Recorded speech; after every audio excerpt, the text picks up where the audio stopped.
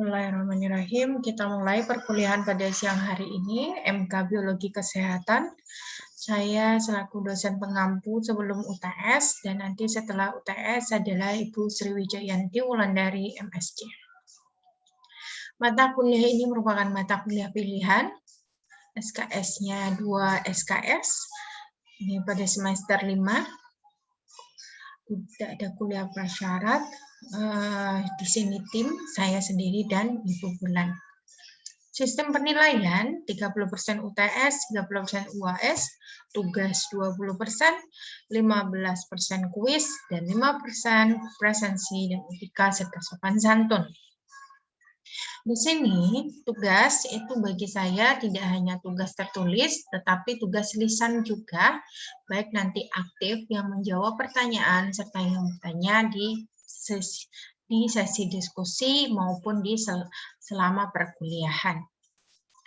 Materi pembelajaran yang akan dipelajari dengan saya yaitu pendahuluan, terlebih dahulu tadi kontrak perkuliahan. Lalu di sini akan belajar tentang penyakit diabetes, bagaimana teknik pemeriksaan laboratorium bagi penderita DM, mekanisme kerja pankreas, dan memahami pengaturan metabolisme glukosa, fisiologi DM tipe 2, dan patofisiologinya DM tipe 1, DM tipe 2. Di sini fisiologi DM tipe 1 dan tipe 2 ya, serta patofisiologinya. Lalu teknik serta analisa dan wawasan terkini penelitian mengenai penyakit DM. Selanjutnya kita beralih setelah belajar DM, kita mempelajari penyakit tropis, yaitu terdiri dari penyakit yang infeksi, baik itu parasit, bakteri, ataupun virus. Di sini dari penyakit tropis, contohnya penyakit tropis dari malaria, vektor, siklus hidup Plasmodium. Nanti saya mengangkat yang malaria. Lalu ada virus untuk dengue, DBD, demam berdarah. Lalu penyakit tropis, penyakit infeksi oleh bakteri, contohnya TBC. Nanti saya akan menyinggung sedikit di sini di patofisiologi mungkin atau nomor 4 komorbid tentang DM dan COVID-19. Karena ini pertemuan awal, mungkin kita tidak terlalu lama perkuliahannya, yang perkenalan saja. Oke, baik. Apa itu penyakit diabetes? Teman-teman sudah mau mengetahui dan mendengar mungkin penyakit DM. Di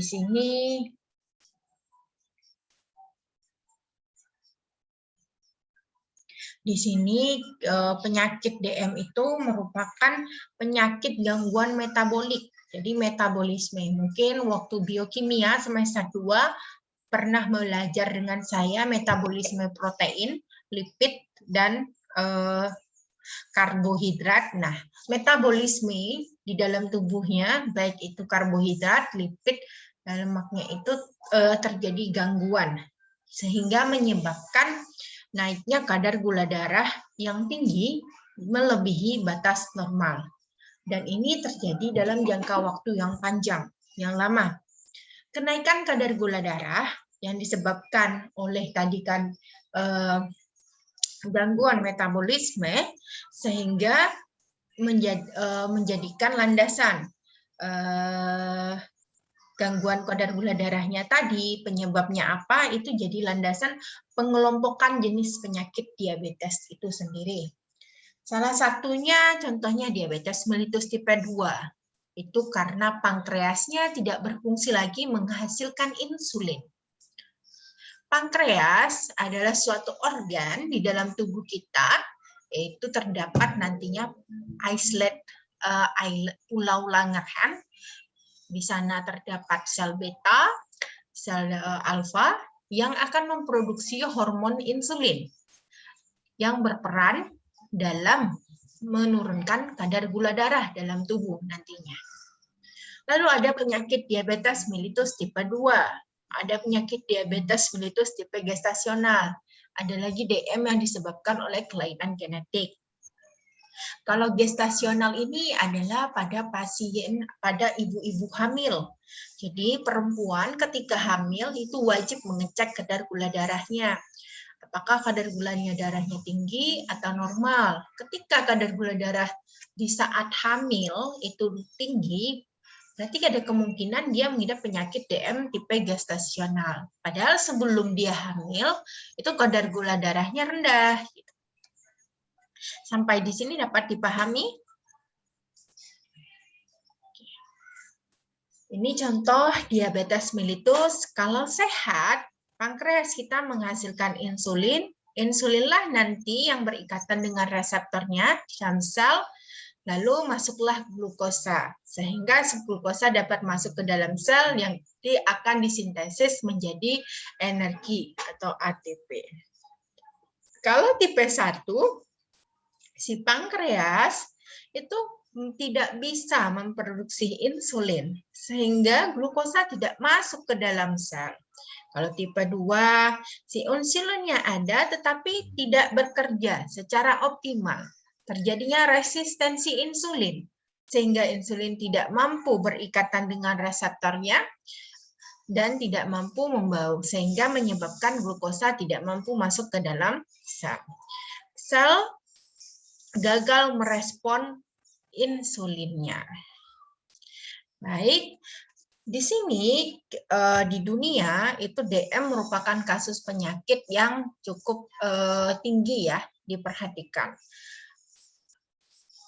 Di sini ada 10 juta lebih orang dewasa menderita penyakit diabetes tahun 2015 dan di sini banyak menghabiskan 50 juta USD untuk dihabiskan untuk diabetes pada 202 tahun 2015. 19 juta orang dewasa itu kemungkinan tidak dia diabetes, mengidap diabetes tapi dia tidak terdiagnosa. Lalu ada 34 juta lebih orang dewasa memiliki resiko berkembang menjadi penyakit diabetes. 1 dari 6 kelahiran itu dipengaruhi oleh hiperglikemia di saat kehamilan. 8 juta orang dewasa yang lebih dari 65 tahun umurnya itu mengidap diabetes. Lalu lebih dari 1 juta anak-anak itu mendapatkan kasus dan adolescents itu mempunyai kasus diabetes tipe 1.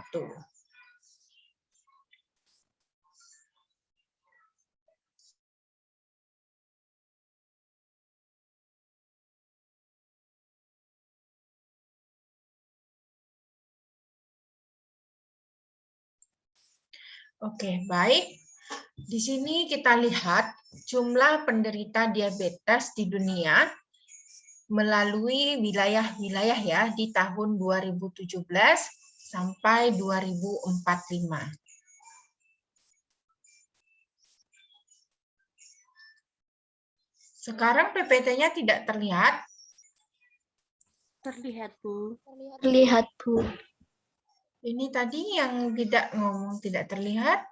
Mbak Karoma, sekarang gimana Mbak Karoma? Masih tidak terlihat, Bu. Sepertinya jaringan saya yang ini lemah, Bu. Oke, baik. Kita lihat di Asia itu sekitar di tahun 2017 ada 425 juta jiwa yang mengidap diabetes. Diperkirakan nantinya akan bertambah setengahnya menjadi 629 juta pada tahun 2045. Jadi naiknya 48%. Kenaikan yang paling tinggi itu dapat kita lihat di benua Afrika, Amerika, Itu lebih dari 156 sampai juga 110% kenaikannya.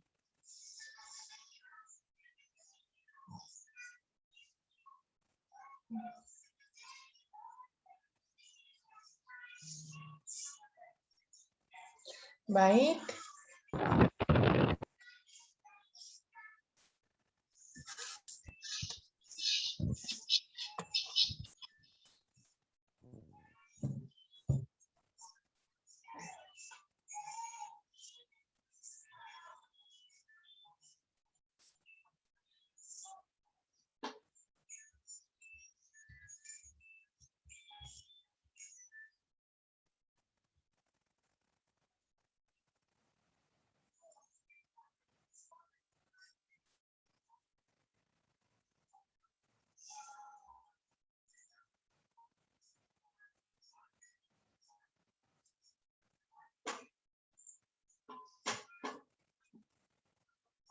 Bentar ya.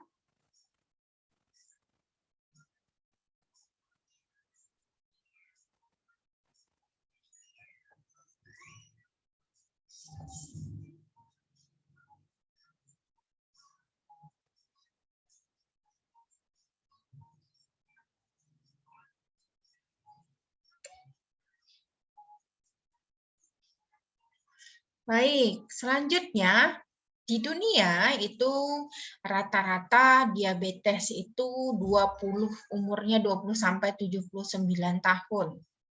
98 juta di umur 65 sampai 79 tahun, 327 juta di umur 20 sampai 64 tahun. Ini data 2017. Diperkirakan nantinya di 2045 akan naik 2 kalinya ya di sini dari umur 65 sampai 79 tahun. Selanjutnya di sini kita lihat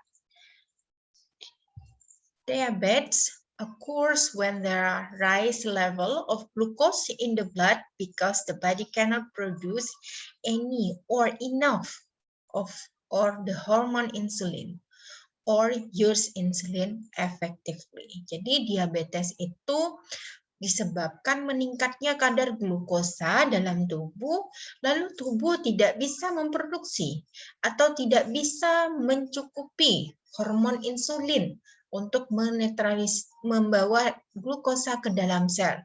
Bisa disebabkan juga karena si insulin yang diproduksi tidak efektif bekerja.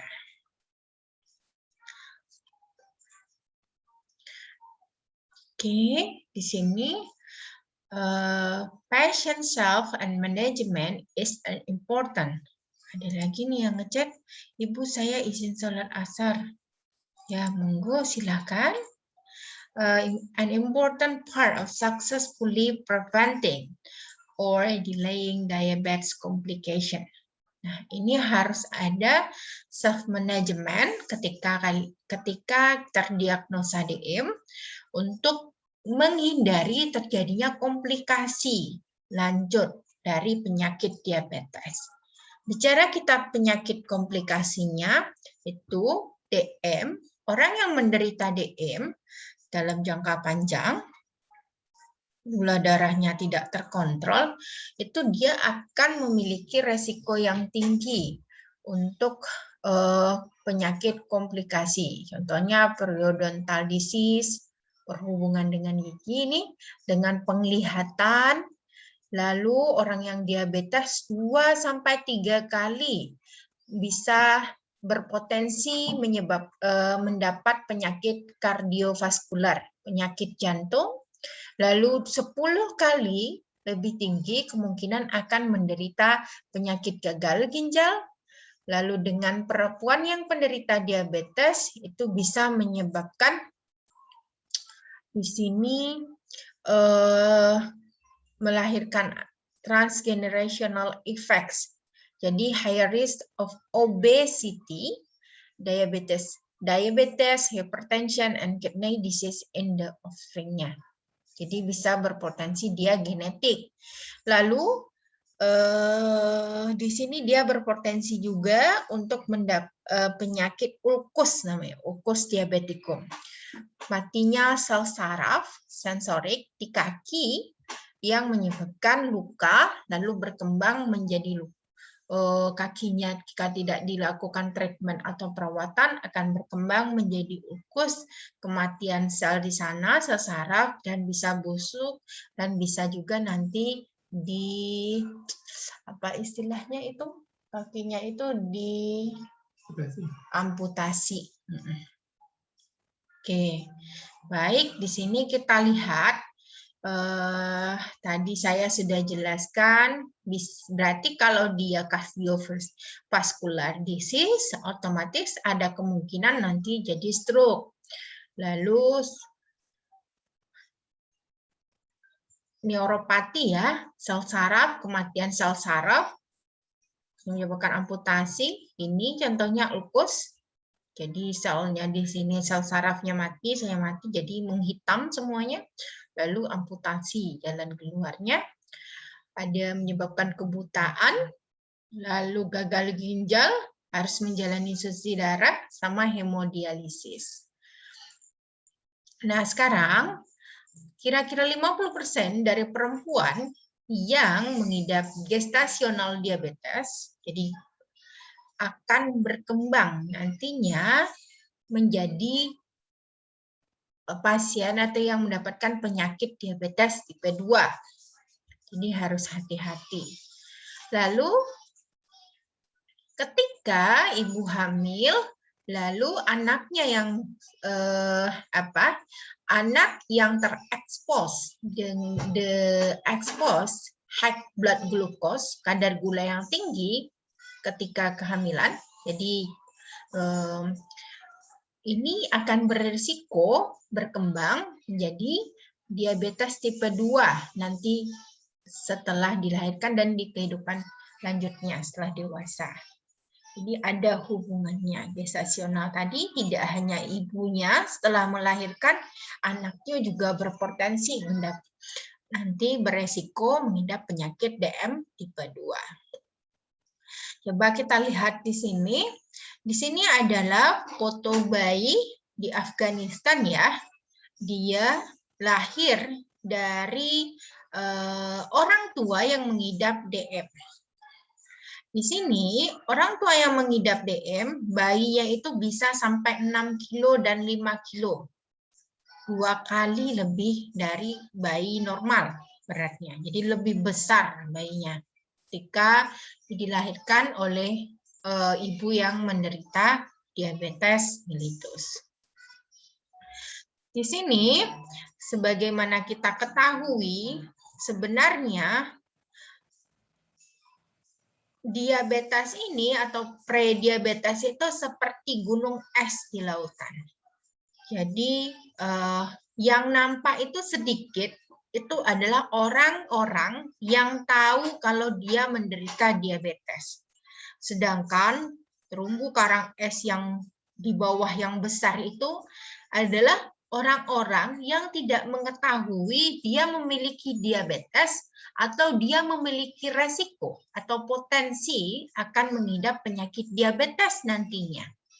Nah, inilah yang menjadi problema, masalah. Undiagnosed atau tidak terdiagnosa itu 4,2%. Jadi sekitar 3 kali lebih besar daripada orang yang menderita diabetes. Kenapa? Bisa jadi karena dia belum tahu padahal dia suka makan yang tidak sehat, junk food, makan yang manis-manis, olahraga fisiknya kurang, tidak olahraga rutin, obesitas, makan tidak sehat, kandungan gulanya tinggi. Nah, itu dia bisa jadi berpotensi nantinya. Lalu ada keturunan yang DM. Nah, itu wajib periksa gula darah minimal 1 kali 6 bulan ke rumah sakit, atau bisa kalian kalau mau periksa gula darah bisa datang ke lab riset biologi. Nah, itu ada. Saya sekalian promosi ini. Kalau yang mau periksa gula darah, kalian silakan puasa dulu 8 jam, lalu cek gula darah nanti ke Bu Eri. Nah, itu bisa di sana, tapi nggak gratis ya. Oke, bayar. Nah, seperti ini di lab. Nanti bakalan ketahuan berapa kadar gula darah. Jadi kadar gula darah itu bisa dicek, kadar gula darah puasa 8 jam, jadi malam itu nggak makan, besok pergi ke lab, cek, atau gula darah sewaktu-waktu, dan gula darah 2 jam setelah makan. Baik, nah kapan kita dikatakan itu diabetes? Kapan kita pre-diabetes? Kapan kita dibilang normal? Suara saya masih kedengaran? Masih, Bu. Masih, Bu. Oke, baik. Ketika seseorang itu dikatakan dia normal, ini normal ya, normal apabila kadar HbA1c-nya, ini hemoglobin, pemeriksaan lanjut nanti kecil dari 5,7. Kita bahas minggu depan apa itu HbA1c.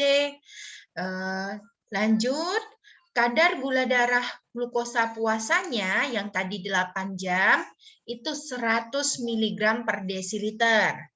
Lalu glukosa plasma 2 jam setelah puasa, setelah makan, istilahnya TTGO, itu kecil dari 140 mg per desiliter. Kapan dia dikatakan diabetes? Ketika HbA1c-nya itu besar dari 6,5.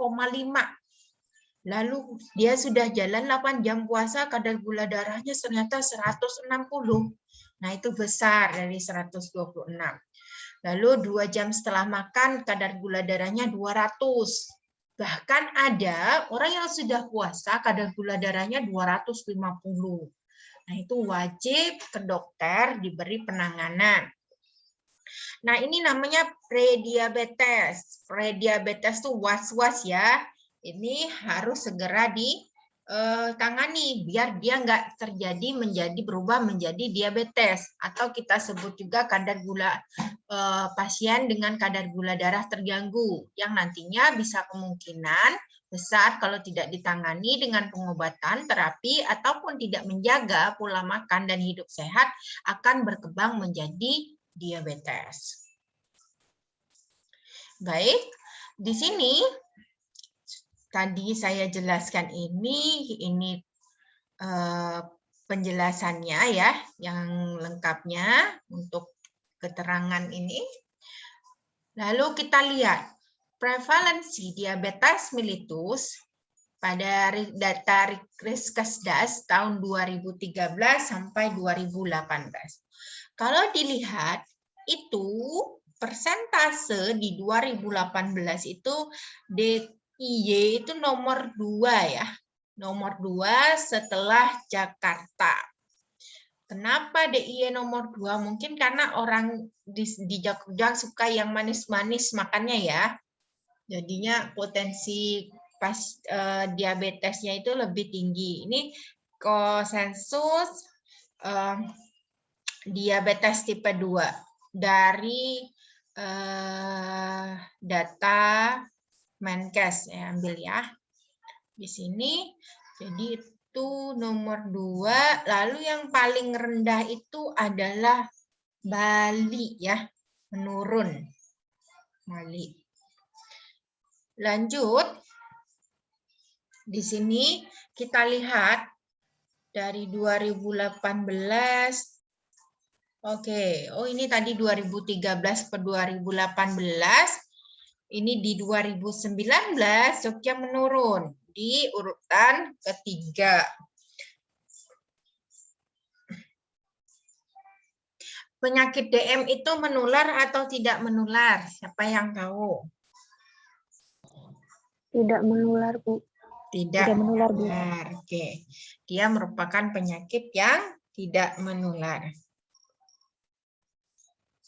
Tetapi dia itu faktor-faktor resiko penyakit DM ada faktor yang dapat dimodifikasi dan faktor yang tidak dapat dimodifikasi. Faktor resiko yang tidak dapat dimodifikasi itu adalah ras, etnik, umur, jenis kelamin, riwayat keluarga dengan diabetes mellitus, riwayat melahirkan bayi yang besar dari 4 kg. Nah, itu tadi. Lalu riwayat lahir dengan berat badan yang rendah, kecil dari 2,5 kg. Itu adalah faktor-faktor resiko diabetes yang tidak bisa dipengaruhi. Jadi dia rasnya Jogja, etniknya Jawa, gitu ya. Nah, umur juga tidak bisa dimodifikasi. Kalau yang bisa dimodifikasi apa? Berat badan yang berlebih, obesitas, kurangnya aktivitas fisik, hipertensi, dislipidemia, diet tidak sehat dan tidak seimbang, kondisi prediabetes yang ditandai dengan kadar glukosa itu di antara 140 sampai 200 mg atau gula darah puasa yang kecil dari 140. Nah, ini masih bisa dimodifikasi.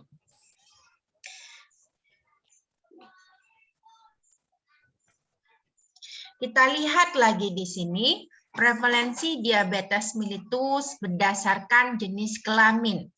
Ternyata diabetes mellitus pada perempuan itu lebih tinggi dibandingkan laki-laki.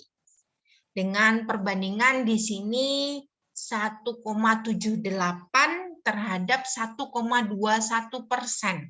Jauh ya perbandingan. Lalu di sini ada perbandingan lagi 1,7% terhadap 1,4. Itu yang tahun 2013. Prevalensi terakhir ini pada perempuan menunjukkan sedikit peningkatan. Sedangkan laki-laki menunjukkan penurunan. Jadi perempuan ini suka yang minum manis-manis, makannya suka banyak pikiran, lalu larinya ke makanan. Gitu ya. Lanjut lagi, saya ke sini.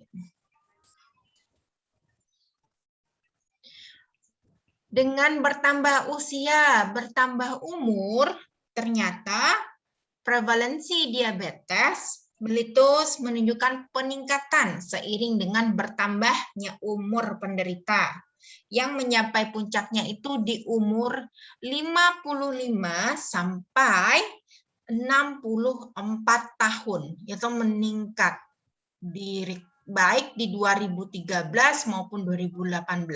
Tapi ini poinnya 4,8 ke 6,3. Itu naik 2,5. Jadi, pola peningkatan ini mengindikasikan semakin tinggi umur, maka semakin besar resiko untuk mengalami diabetes. Peningkatan prevalensi dari tahun 2013 ke 2018 itu terlihat ya pada kelompok umur 45 sampai 54, 55 sampai 64, 65 sampai 74 lalu ke atas 75 tahun ke atas. Ini jadi nanti kalau sudah 40 tahun ke atas itu makanannya dijaga. Udah nggak bisa lagi makan sembarangan dan juga aktivitas fisik olahraganya diseimbangkan. Kalau sekarang kalau ada yang faktor genetik baiknya hati-hati pola makannya, jangan diikutin nafsu makannya ya, tetap ingat makanan sehat. Nah, sekarang kita masuk ke prevalensi diabetes mellitus berdasarkan diagnosis menurut pendidikan. Ternyata dari tingkat pendidikan menunjukkan bahwa responden dengan tingkat pendidikan tamat universitas di sini ya, Bukannya malah makin pintar, makin sehat, makin tahu, ini malah dilihat ini naik di sini. Proporsi tertinggi pada tahun 2013 dan 2018 2,5, 2,8. Jadi di sini pendidikan lebih rendah seperti tidak sekolah atau belum sekolah itu dia memiliki kurang dari 2% mengidap diabetes. Kenapa demikian? Bisa jadi ini terkait dengan gaya hidup dan akses terhadap akses rumah sakit terhadap deteksi kasus di pelayanan kesehatan pada kelompok dengan tingkat pendidikan akademi dan universitas. Mungkin bisa jadi yang tidak sekolah atau sekolah ini tidak ke rumah sakit, malas ke rumah sakit sehingga akses untuk mengetahuinya itu terbatas. Tapi memang kalau kita lihat di sini tinggi ya yang tamat dari universitas karena pola hidupnya dan gaya hidupnya. Selanjutnya prevalensi diabetes mellitus menurut tempat tinggal. Ternyata yang banyak itu tinggi di perkotaan jika dibanding dengan pedesaan atau tinggal di desa. Di sini dapat terlihat dari 2%, 1%, 1,89 2018, di desa itu 1,1. Ini diasumsikan adanya akses terhadap deteksi kasus di pelayanan kesehatan yang lebih baik pada wilayah perkotaan jika dibanding perdesaan. Sebenarnya dia ada orang mengidap diabetes, tetapi karena pelayanan kesehatannya di sana kurang, aksesnya bisa jadi kurang atau terhambat sehingga yang terdata cuma sedikit. Tetapi dari pola makan hidup sehat juga bisa mempengaruhi karena di kota semuanya bisa fast food, junk food, dietnya tidak sehat. Kalau di desa kan orang makannya yang sehat-sehat saja ya, lalapan dan sebagainya, makan sayur, kaya serat, istirahatnya cukup, tidak banyak pikiran, lihat yang hijau-hijau, ke sungai, aktivitas fisik olahraga, nyangkul, ke sawah, gitu ya. Kalau di kota, aktivitas fisiknya duduk depan laptop, bekerja, stresnya tinggi, dibandingkan dengan yang hidup di desa. Oke, baik. Selanjutnya di sini kita lihat prevalensi obesitas diabetes. Ternyata kalau orang itu obes, dia dikatakan obes itu bisa meningkatkan resiko diabetes. Sini 21,80 ya, 2 obesitas itu dibandingkan yang tidak obes. Di 2018 naik ya. Kalau orang obesitas itu naik 6,40%.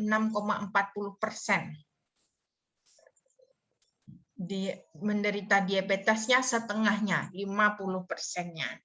Nah, tugas pertama mata kuliah MTes, saya meminta mahasiswa sekalian menghitung indeks massa tubuh. Paham? Jadi mahasiswa mengukur tinggi badan, berat badan, lalu dihitung apakah kalian termasuk orang yang obesitas, normal, atau kurang itu.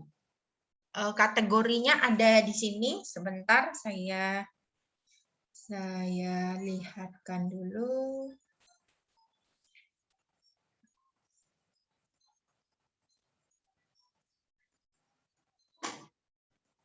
Terbaru ya datanya ya, data yang terbaru. Jadi di sini cara menghitungnya, tinggi tubuh dulu, lalu berat tubuh. Di sini akan terlihat nanti apakah kalian itu kurus, berat badan kurang, berat badan ideal, berat badan lebih, gemuk, atau sangat gemuk, obesitas. Caranya gimana? Berat badan, kilogram, per tinggi badan, kali tinggi badan. Itu ya rumusnya ya. Tinggi badan kali tinggi badan, berat badan, kilogram, per tinggi badan kali tinggi badan, meter. Paham? Atau tinggi badan kuadrat. Itu tugasnya yang pertama, nanti dikumpulkan di GC Google Classroom saja. Ini preferensi konsumsi makanan dan minuman yang manis-manis. Jadi orang udah pasti ya kalau makanan manis itu meningkatkan, dia suka minuman manis-manis 1-6 kali per minggu. Itu meningkat resiko DM-nya itu dari 2013 ke 2018 tuh meningkat ya, dari 40 ke 47. Di sini juga meningkat. 1 kali per hari, 1-6 kali per minggu, kecil dari 3 kali per bulan. Yang suka beli minuman, milkshake atau apalah ya, minuman yang sekarang, apa namanya yang bulat-bulat itu? Boba-bobaan. Nah, itu hati-hati. Apalagi yang gemuk-gemuk, badannya berbadan, nah sudah mulai berbadan, apalagi sejak kuliah online, enak kuliahnya bisa tiduran, sambil selonjoran, sambil tiduran, sambil ngemil, terus badannya bukan malah makin naik ke atas, tapi malah melebar ke samping, nah itu harus hati-hati ya. Oke, baik, di sini prevalensi aktivitas fisik, kalau di 2013, kalau dia rajin aktif, itu 73,9, kurang aktif 26,1. Menurun ya kalau di sini angkanya. Jadi ini yang cukup itu 66,5, kalau yang kurang 33,5. Itu aktivitas fisik itu olahraga. Jadi bangun pagi, lari, nah itu udah olahraga, udah aktivitas fisik. Atau main badminton, atau karate, atau pencak silat, atau main basket, berenang, tergantung kesukaan Ananda sekalian. Oke. Selanjutnya kita masuk ke video di sini. Apakah suaranya terdengar? Kalau nggak terdengar, saya share sound dulu sebentar. Terdengar, Bu. Terdengar ya. Normally, after we eat or drink, our body will break down sugars from our food and use them for energy in our cells. To accomplish this, our pancreas needs to produce a hormone called insulin. Insulin is what facilitates the process of pulling sugar from the blood and putting it in the cells for use or energy. Diabetes mellitus occurs when insulin production is deficient. This results in a high level of blood sugar in the body. Without insulin in our body, glucose cannot enter the body's cells and is excreted through urine, which results in its loss. An increase in blood glucose concentration leads to loss of water in cells via osmosis to blood. To understand what happens in a diabetes patient, we need to understand what happens in the normal mechanism. Whenever the blood glucose level increases, the pancreas responds by secreting insulin. Insulin has 2 functions here. It converts glucose to glycogen and increases the metabolism of glucose in cells. This is how the glucose levels fall and the blood sugar level goes back to normal. The pancreas will secrete less insulin when the blood sugar level is low. It decreases the glucose metabolism and gives the chance for sugar level to increase and return the blood sugar level to normal. People with diabetes are having problems in their pancreas. It produces inefficient insulin, or none at all, halting its effectiveness to process of glucose. This causes blood sugar level to arise from the lack of glucose metabolism. Meanwhile, the rest of the cells are in need of the energy but are not supplied any. The cell's deprivation lead to wide problems in nearly every major body system. Types of diabetes. Diabetes has 2 main types, type 1 and type 2. Type 1 also called juvenile diabetes or insulin-dependent diabetes, is an immune system disorder. Our own immune system attacks the insulin-producing cells in the pancreas, destroying our body's ability to make insulin. With type 1 diabetes, one must take insulin to live. Most people are diagnosed as a child or young adult as it is inherited. Its symptoms include frequent urination, thirst, fatigue, insulin shock, and diabetic coma. Insulin shock can be described as a feeling of dizziness, sweating, and paleness. Diabetic coma can be described as partial or complete loss of consciousness. Type 2 is related to insulin resistance. It is usually suffered by older people, but lately, this type occurs more frequently in younger people. Obesity is the prime risk factor of type 2 diabetes. Type 2 diabetes is mostly a result of poor lifestyle, dietary, and exercise habits. Its symptoms include blurred vision and fatigue. Prolonged insulin resistance in type 2 diabetes can eventually lead to beta cell in pancreas to atrophy and stops producing insulin effectively. Insulin medication must be needed later on.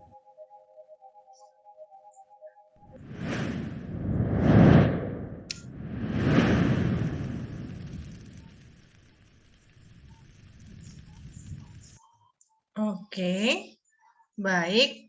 Sampai di sini. Sekarang tugasnya kerjain sekarang aja ya. Saya tunggu 5 menit lagi, lalu saya dapat data siapa yang IDM-nya. Nanti saya tanya. Oke, nggak boleh dikira-kira ya, kalian tingginya berapa, berat badannya berapa. Terakhir nimbang berapa. Gitu, 5 menit lagi Ibu tunggu.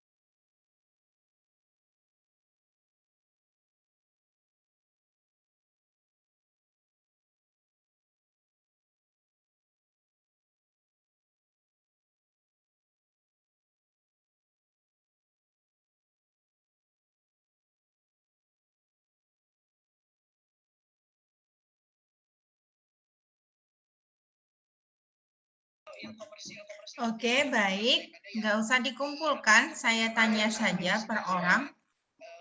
Mbak Benta, hasilmu berapa Mbak Benta? Hasil saya 24, Bu. 24 itu masuk Ke normal. normal. Oke. Lalu ada Mas Ferry. Apa Mas Ferry? Iya, Bu. Hasilmu piro? 2. Ayo. 2 berapa? 26. 2 tuh, Bu. Oh, berat badan lebih berarti ya? Iya, Bu. 262. Berat badan lebih masih belum gemuk. Lalu di sini ada Maulana Iqbal. Berapa?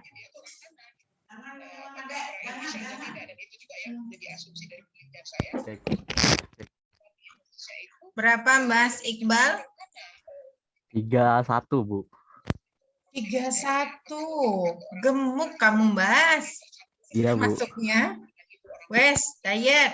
Habis ini. Siap, Bu. Siap. Oke, Bapak Ibu nggak ada riwayat DM ya? Enggak ada, Bu. Aman. Oke, dijaga. Mas Diba, oke, macam Mas Diba yang ngambil ya. Kamu berapa Diba, Abi? 30, Bu. 30. Gemuk itu. Ayo makannya dijaga. Mas Diba. Ya, Bu. Lanjut, ada Irsyad Farisi.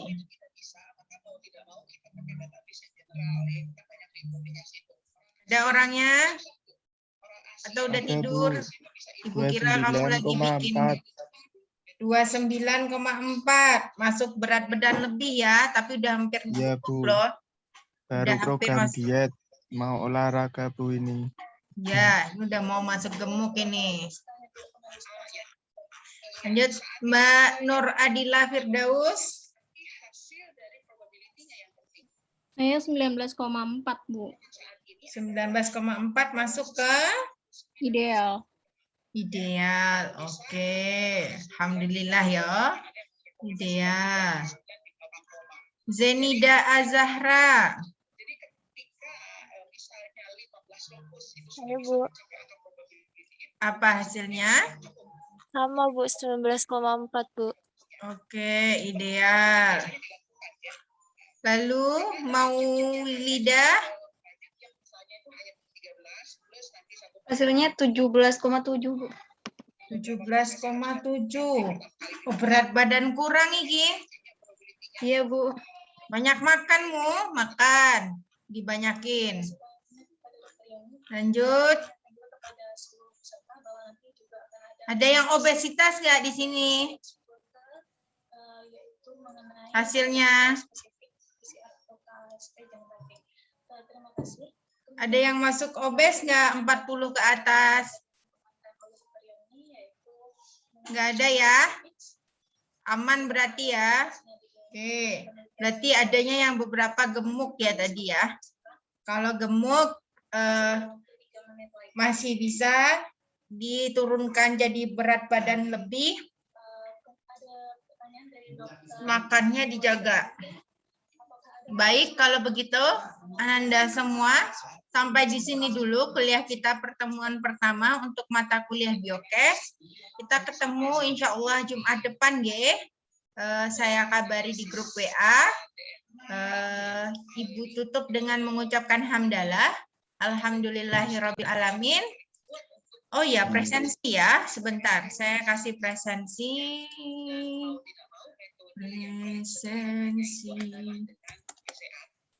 Tinggal nanti visualisasinya sebetulnya ada pilihan, yaitu kalau mau sederhana sekali itu pakai page tadi, pakai gel akrilamin yang sequential 40 cm yang repot sekali, dan itu hanya bisa dipakai untuk beberapa lupus saja gitu ya. Jadi kelihatannya kalau misalnya ini tetap yang paling sederhana adalah yang pakai page multiplex PCR, kemudian pakai Step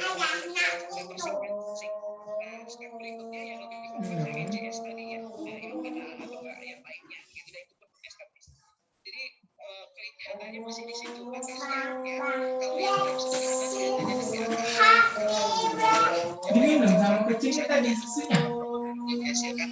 nanti Silakan mengambil presensi. Ibu tutup